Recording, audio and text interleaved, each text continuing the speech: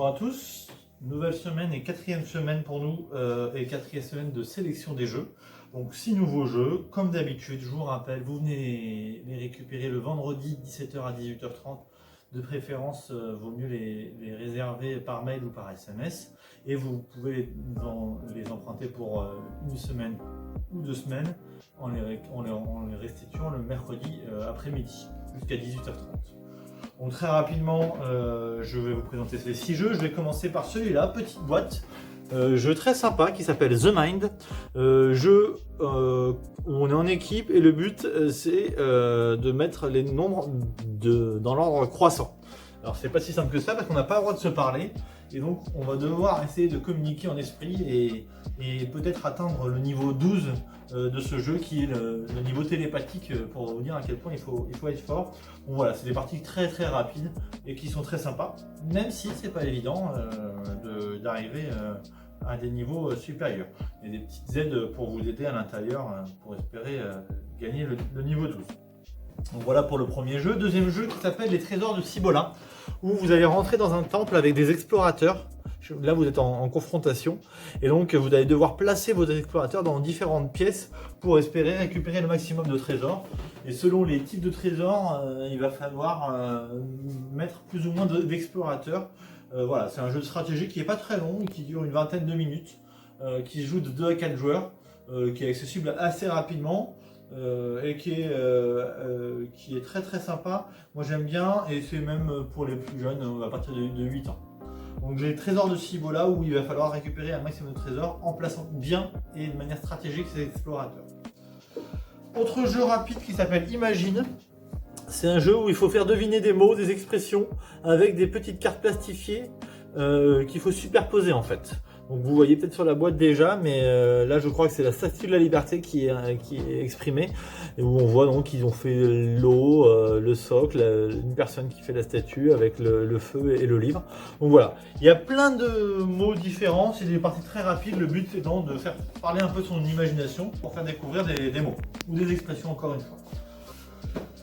Le jeu le plus long de la semaine, c'est le Colt Express, jeu très très sympa qui est très bien fait avec des petits wagons en 3D, où le but c'est de récupérer aussi le plus d'argent. Vous n'êtes pas le seul sur le coup, il y a un shérif qui va vous en empêcher aussi. Donc n'hésitez pas à anticiper puisqu'il va falloir que vous prévoyez vos actions en amont et espérer en tirer profit. Donc voilà, le but c'est de tirer sur les autres pour récupérer le plus d'argent possible ou alors de se faufiler sans se faire attraper par les autres. Voilà pour une partie qui dure 40-45 minutes de 2 à 6 joueurs. Toulouse in the House, alors c'est dans une série qui s'appelle Rumble in the House, donc, où le principe c'est que plein de petits monstres sont dans une maison, dans différentes pièces d'une maison. Il y a 12 personnages, donc 12 pièces de maison, et le but c'est de récupérer, d'être le dernier en vie, parce qu'en fait vous allez devoir éliminer tous les autres joueurs sans vous faire remarquer, sinon vous risquez de vous faire éliminer avant les autres. C'est un jeu qui est très facile de prise en main, première partie pour une prise en main qui dure 10 minutes grand max. C'est de 3 à 6 joueurs. Je vous conseille de jouer sans les extensions avec les petits jetons espace à l'intérieur. Jouez seulement avec les petits bonhommes et les pièces, ça suffira pour la première partie. Et après, si vous y prenez plaisir, et je pense que ce sera le cas, vous pourrez rajouter les petites extensions pour faire des parties un peu plus longues.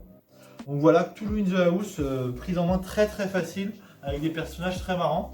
Voilà, partie de 10 minutes. Et enfin, un classique, en tout cas dans nos espaces jeunes, le Perudo. Jeu de bluff s'il en est, avec bien sûr un peu de chance, puisque c'est un jeu où il faut lancer les dés et lancer des enchères sur le nombre de dés qu'il y a. Et sauf qu'on ne sait pas ce que les autres ont comme dés, puisqu'ils sont cachés sous un gobelet. Petite anecdote pour ceux qui ont vu Pirates des Caraïbes, je crois que c'est dans le 3e, ils jouent un peu à une version du Perudo un peu plus ancienne. Donc voilà, c'est plutôt sympa et c'est pareil, c'est assez facile en prise en main. C'est des parties d'un quart d'heure, 20 minutes grand max. Voilà pour les 6 jeux, je vous rappelle que vous pouvez bien les emprunter le vendredi soir de 17h à 18h30.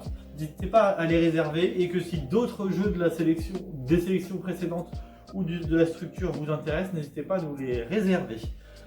Un jeu de la sélection par famille, avec la possibilité de prendre un deuxième jeu pour ceux qui connaissent les anciens jeux ou les anciennes sélections.